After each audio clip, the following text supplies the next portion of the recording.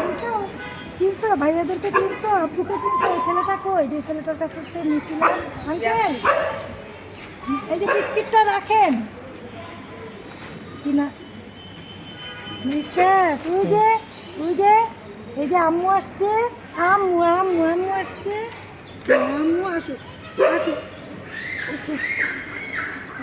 পিঠটা ভাঙাটা ঠিক হয়নি বুঝেছেন এমনি সুস্থ হয়ে গেছে ভাঙা একটু ব্যথা একটু আছে ভাঙা জিনিস তো আর একেবারে ঠিক হয় না যতটুক পারে হয়েছে আল্লাহ রহমতে ঠিক আছে কিন্তু কই যাচ্ছ এই যে ভাইয়া আসো এই যে ভাইয়া এই যে বাবুটা ভাইয়া ভাইয়া ভাইয়া এই যে আম্মু আম্মু আম্মু আম্মু আম্মু আম্মু ভয় পাচ্ছে কেন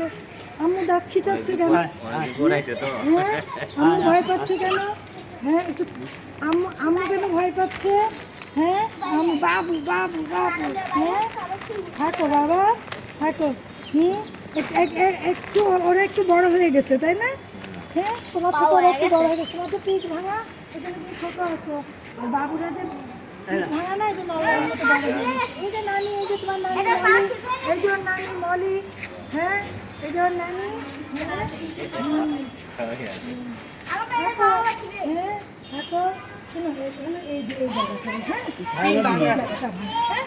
এখন ঠিক হয়েছে মানে বোঝো না একটু তো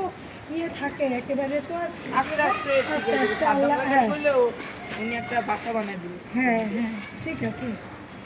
থাকো বাবা আঙ্কেলের কাছে থাকো কোনো সুবিধা অসুবিধা হলে আঙ্কেল আমাদের জানায়েন ঠিক আছে আমি তো আসি অনেক গভীর রাত্রে আপনাদের কারোর সাথে আমার দেখা হয় না আমি আসি রাত 3টার পরে ঠিক আছে তো দিনে যদি কোনো সমস্যা হয় কোনো প্রয়োজন হয় ওদের আপনি আমার বাসায় চলে যাবেন 10